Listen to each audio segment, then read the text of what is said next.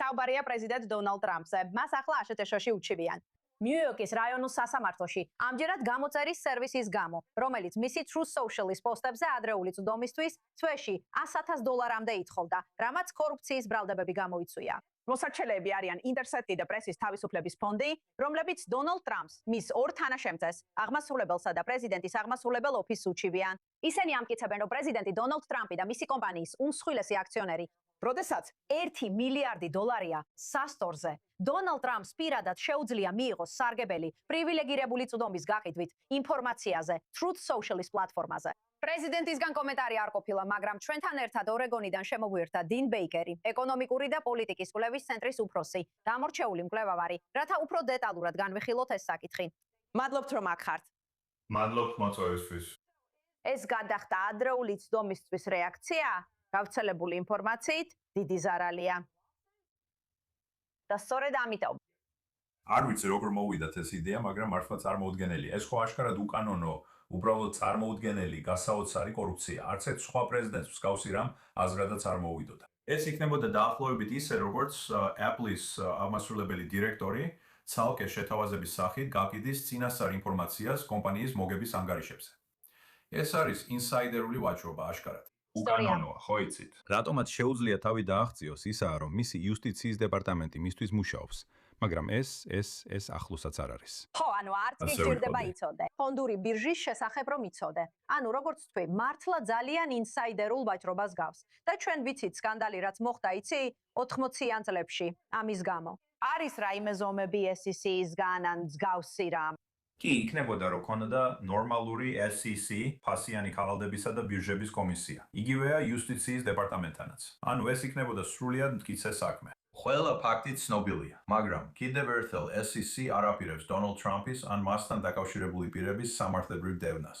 იუსტიციის დეპარტამენტი ეს ჩვენც ვიცით, ანუ ეს ფარსად იქცა, ესეთი რამ არასდროს გვინახავს. ეხლა ტრეიდერები მე ვფიქრობ ამას ითვალისწინებენ, ესე რომ მათ რისკზე უწევთ წასვლა. ტრამპის სამუდამო პრეზიდენტი არ იქნება, ხოლო შემთხვევაში ამას ვარაუდობთ. ამიტომ ისინი პასუხისმგებელნი იქნებიან მომავალში ფასიანი ქაღალდებისა და ბირჟის კომისიისა და იუსტიციის დეპარტამენტის წინაშე, ასევე სამოქალაქო სარჩელების მიმართ. ეს რომ უნდა წარმოვიდგინო, რომ ვინც მზად არის გადაიხადოს, იცით, 1.2 მილიონი დოლარი წელიწადში ამისთვის. ელოდება, რომ ვაჭრობით უზარმაზარ თანხას იშოვოს, რადგან შეიძლება მოუწიოს ქვეყნის დატოვება ციხის თავიდან ასაცილებლად. ხო, ზუსტად ესეა. და ვისთვის არის ეს სერვისი განკუთვნილი და რატო? ვის აინტერესებს ამ ინფორმაციის მიღება?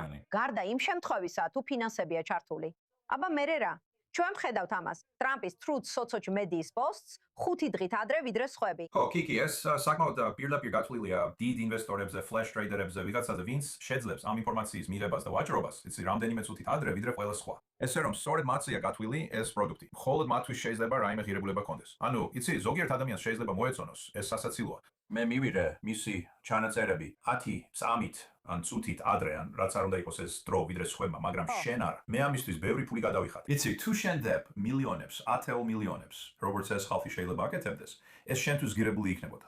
და იმ ხალხს, ვინც ამ გამოწერებს აკეთებს, გულისხმობ. წარმომიდგენია, ზოგიერთს ნამდვილად აქვს არც თუ საუკეთესო ბიზნეს პრაქტიკის ისტორია, მაგრამ რამდენად ეკისრებათ მათ პასუხისგებლობა იმასთან შედარებით, რომ უბრალოდ თქვან, ეს ხელმისაწვდომი იყო და ჩვენ ვიხდით ამისთვის. არა, ისინი სრულიად დამნაშავეები არიან. ეს არის ინსაიდერული ვაჭრობა და მათ ეს იციან. და აი ამიტომ იცი, ვინც ამას აკეთებს, უნდა კონდეს მოლოდინი, რომ გაქცევის სტრატეგია აქვს, ანუ წავა ისეთ ქვეყანაში, რომელიც თავშესაფარს მისცემს, რადგან ეს აშკარად უკანონოა. ისინი შეძლებენ ამის დაუსჯელად გაკეთებას, მანამ სანამ დონალდ ტრამპ აკონტროლებს ფასიანი ქაღალდებისა და ბირჟების კომისიას და იუსტიციის დეპარტამენტს. მაგრამ კიდევ ერთხელ, ის სამუდამოდ არ იცოცხლებს, ასე რომ პრეზიდენტიც სამუდამოდ არ იქნება, უნდა თქვა. და მათ მზად უნდა იყვნენ სამართლებრივ შედეგებთან გასამკლავებლად. მართალია. და რაც შეეხება სამართლებრივ სისტემას, ფაქტი რომ ეს ახლა მიდის უმაღლეს სასამართლოში, სუმცირე ნიუ-იორკში, ამ ეტაპზე, ანუ რას შეიძლება მიაგნონ და რა შეიძლება შეიცვალოს, თუნდაც თუ ისინი პრეზიდენტის წინააღმდეგ მიიღებენ გადაწყვეტილებას. კარგი, საინტერესო იქნება. ეს როგორც წესი, ფედერალურ სასამართლოში განიხილება, მე არ ვიცნობ საკმარისად შტატის კანონებს.